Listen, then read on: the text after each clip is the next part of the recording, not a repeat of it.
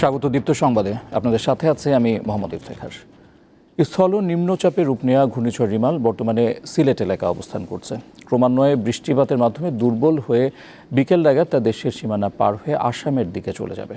সকালে আবহাওয়া অধিদপ্তর এসব তথ্য দিয়ে জানিয়েছে, ঝোড়ো হাওয়া অব্যাহত থাকায় সমুদ্র বন্দরগুলোতে ৩ নম্বর ও নদী বন্দরগুলোতে 2 নম্বর সতর্কতা সংকেত বহাল রাখা হয়েছে। তাই পরবর্তী নির্দেশ না দেওয়া পর্যন্ত মাছ ধরা ট্রলার ও নৌকাগুলোকে উপকূলের কাছাকাছি অবস্থান করতে বলা হয়েছে। গত 24 ঘন্টায় চাঁদপুরে 254, চট্টগ্রামে 249 ও ঢাকায় 224 মিলিমিটার বৃষ্টিপাত রেকর্ড করা হয়েছে। আজ আকাশ কিছুটা মেঘাচ্ছন্ন থাকলেও কাল থেকে দিনের তাপমাত্রা স্বাভাবিক হবে। আঘা থানার একদিন পরও উপকূলে ঘূর্ণিঝড় রিমালের প্রভাব কাটেনি। গাজীপুরে সকাল থেকে বৃষ্টি বন্ধ হলেও এখনও বিদ্যুৎ বিচ্ছিন্ন রয়েছে অনেক এলাকা। কিছু এলাকায় বৃষ্টির পানি জমে জলাবদ্ধতার সৃষ্টি হয়েছে। খাগড়াছড়িতে ঘূর্ণিঝড়ের কারণে রাস্তায় ভেঙে পড়া গাছ কাটার সময় বিদ্যুৎস্পৃষ্ট হয়ে রাসেল হোসেন নামে ফায়ার সার্ভিসের এক কর্মীর মৃত্যু হয়েছে।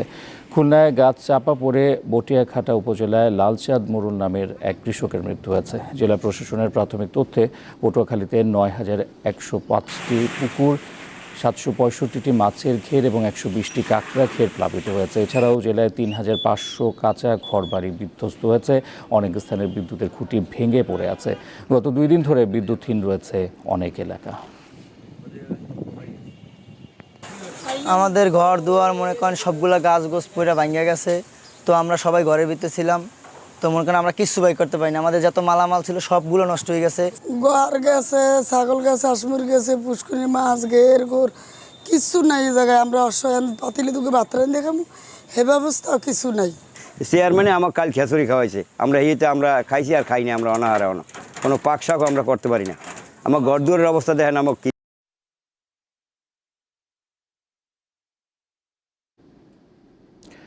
খুলনার মংলা থেকে ঘূর্ণিঝড় রিমালের ক্ষয়ক্ষতি সম্পর্কে সবশেষ তথ্য জানাচ্ছেন সহকর্মী ইয়াসিন আরাফাত।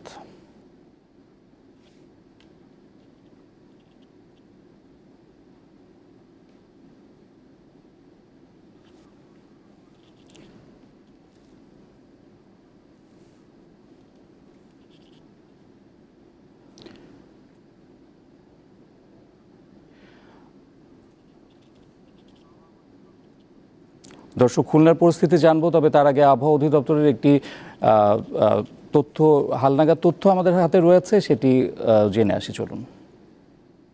উত্তর পূর্ব দিকে অগ্রসর হয়ে আজ সকালে সে সিলেট অঞ্চলে স্থল ও নিম্নচাপ হিসেবে অবস্থান করছে।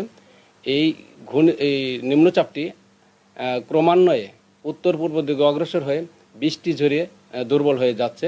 আজ দুপুরের পরে সে বাংলাদেশে অঞ্চল ত্যাগ করে ভারতের আসাম অঞ্চলের দিকে চলে যাবে এবং আস্তে আস্তে বাংলাদেশ থেকে সে গুরুত্বহীন হয়ে যাবে।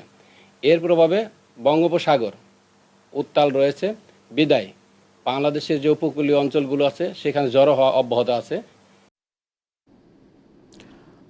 এবার আন্তর্জাতিক প্রসঙ্গ।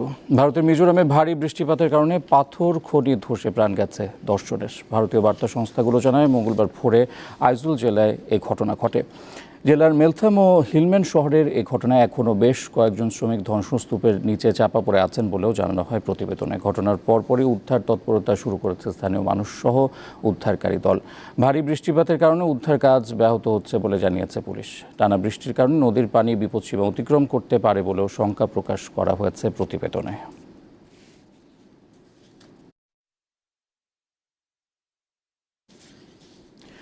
গাজার রাফা শহরের বিভিন্ন আশ্রয় শিবিরে আবারও হামলা চালিয়েছে ইসরায়েল। আন্তর্জাতিক বার্তা সংস্থাগুলোর প্রতিবেদন অনুযায়ী সোমবার রাতেও তালাস সুলতান, সৌদি তাল জারুব সহ বিভিন্ন আশ্রয় শিবিরে বর্বর হামলা চালিয়েছে ইসরায়েলি সেনারা। এদিকে রবিবার রাফার নিরাপদ অঞ্চল হিসেবে চিহ্নিত তালাস সুলতান এলাকার একটি আশ্রয় শিবিরে ইসরায়েলি হামলায় ৪৫ জন নিহতের ঘটনাকে মর্মান্তিক দুর্ঘটনা বলে উল্লেখ করেছেন দেশটির প্রধানমন্ত্রী বেনিয়ামিন নেতানিয়াহু।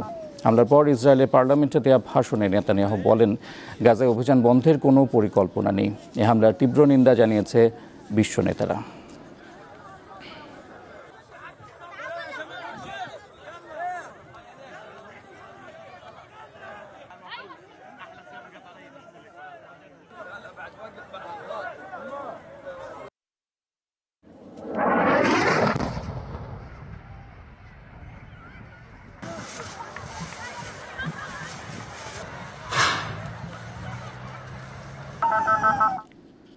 নির্বাচনের আগেই যুক্তরাজ্যের ৭৮ এমপি সরে দাঁড়ালেন। এতে নতুন সংকটে প্রধানমন্ত্রী ঋষি সুনাক। আগামী ৪ জুলাই যুক্তরাজ্যের আগাম নির্বাচনের তারিখ ঘোষণা করেন ঋষি সুনাক। প্রায় ৬ মাস আগে নির্বাচনের তারিখ ঘোষণা করে অনেকেই প্রধানমন্ত্রীর প্রতি ক্ষুব্ধ হন।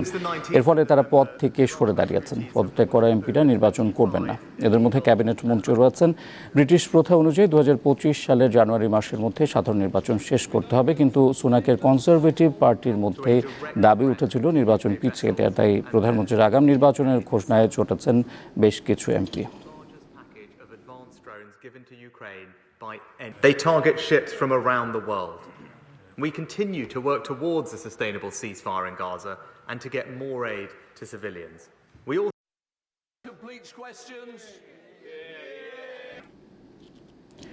ফিলিপাইনে তীব্র খরায় পানি শুকিয়ে যাওয়ায় ৩০০ বছরের পুরনো এক শহরের সন্ধান মিলেছে। শহরটি নতুন করে জেগে ওঠায় পর্যটকরা ভিড় করছেন। গরমে বড় একটি বাঁধের পানি আংশিক শুকিয়ে যাওয়ার পর জেগে উঠেছে বিশাল বিশাল অট্টালিকা এবং চার্চের ধ্বংসাবশেষ। গবেষকরা বলছেন এই শহরের নাম পান্তাবাঙ্গান। ১৯৭০-এর দশকে পানি সংরক্ষণের জন্য কৃত্রিম জলাধার তৈরির সময় এটি পানিতে তলিয়ে যায়। বৃষ্টি না হওয়ায় গত কয়েক বছর ধরে দৃশ্যমান হতে শুরু করে এই শহর। গত মার্চ থেকে বৃষ্টি না হওয়ায় একেবারেই নেমে যায় পানির স্তর। ছোটবেলায় গল্প শুনতাম পানির নিচে শহর আছে, এখন প্রমাণ মিলল। সরকারি হিসাব অনুযায়ী ৭০-এর দশকে নির্মিত জলাধারটির পানির স্বাভাবিক উচ্চতা ২২১ মিটার। তবে তীব্র গরমে এখন পানির স্তর প্রায় ৫০ মিটারে নেমে গেছে, আর তাতেই জেগে উঠেছে এই হারিয়ে যাওয়া নগরী। ভাবা যায় এত সুন্দর একটি শহর পানির নিচে ছিল। খুবই বিস্ময়কর প্রকৃতি খরার তীব্রতা কতটা ভয়ঙ্কর। জলবায়ু পরিবর্তনের প্রভাবে যেসব দেশ সবচেয়ে ঝুঁকিতে আছে সেগুলোর মধ্যে অন্যতম ফিলিপাইন। লুৎফা ফৌজিয়া, দীপ্ত, বার্তাকক্ষ। দর্শক, আবারও ঘূর্ণিঝড় রিমাল প্রসঙ্গ। খুলনার মোংলা থেকে ঘূর্ণিঝড় রিমালের ক্ষয়ক্ষতি সম্পর্কে সবশেষ তথ্য জানাচ্ছেন সহকর্মী ইয়াসিন আরাফাত। ঘূর্ণিঝড় রেমালের যে তাণ্ডব, সেই তাণ্ডব কিন্তু এই মুহূর্তে নাই। আমরা যদি একটু দেখানোর চেষ্টা করি যে বাতাস অনেকটা স্থিমিত হয়েছে, ফলে নতুন করে যে বাতাসের তীব্রতা বাড়বে সে আশঙ্কা নাই। আবহাওয়া কর্মকর্তারা আমাদেরকে যেটি জানিয়েছেন, এটি খুলনা অতিক্রম করেছে এবং ধীরে ধীরে পরিস্থিতি ঠান্ডা হবে। তবে বৃষ্টিপাতের পরিমাণ আরও বাড়বে।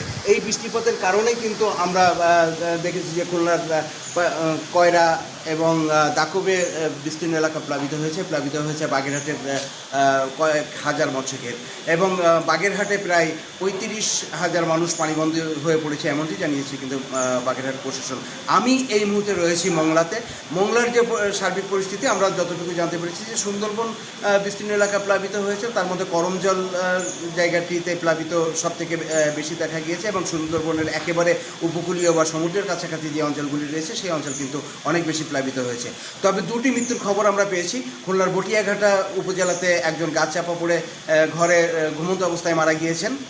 আরেকজন হচ্ছে বাগেরহাটের রামপালের রুজিরপুর গ্রামে, তিনি ঝড় পরবর্তী সময়ে ঘেরে পরিদর্শন করতে যাওয়ার জন্যে একটি জলাবদ্ধ খাদে পড়ে তিনি মারা গিয়েছেন। মূলত এই দুটি মৃত্যুর খবরের বাইরে আমরা নতুন কোনো মৃত্যুর খবর পাইনি। তবে প্রশাসন চেষ্টা চালাচ্ছে তাদেরকে পুনর্বাসন করবার জন্য, যারা একেবারে গ্রামে বা নিম্ন অঞ্চলে যাদের ঘরবাড়ি রয়েছে তাদের পুনর্বাসন করাটাই এখন প্রশাসনের সবথেকে বড় চ্যালেঞ্জ। আমরা সাইক্লোন সেন্টার বা আশ্রয় কেন্দ্রগুলোতে যারা অবস্থান নিয়েছেন তাদেরকে পর্যাপ্ত পরিমাণের খাদ্য সহায়তা প্রশাসন এখনও দিতে পারেনি, এমন অভিযোগ আমরা পেয়েছি। তবে এই বিষয়ে প্রশাসন আমাদেরকে যেটি জানিয়েছেন সেটি হচ্ছে এই যুদ্ধপূর্ণ আবহাওয়ার কারণেই তারা কিন্তু বিশেষ করে নদীপথে যে অঞ্চলে যাওয়া লাগবে সেই অঞ্চলে কিন্তু তারা যথাসময়ে ত্রাণ পৌঁছাতে পারেননি, কারণ এই মুহূর্তে নদীতে কোনো ধরনের নৌযান চলাচল করা সম্ভব নয়। এই সমস্ত কারণেই কিন্তু এটি হয়নি। তবে আর এই ছিল এখনকার মতো। পরের সংবাদ বিকেল ৩টায় দেখার আমন্ত্রণ রইল। দর্শক, তথ্য বিনোদনের আরও খবর জানতে যুক্ত থাকুন দীপ্ত ডিজিটাল প্ল্যাটফর্মগুলোতে। ধন্যবাদ।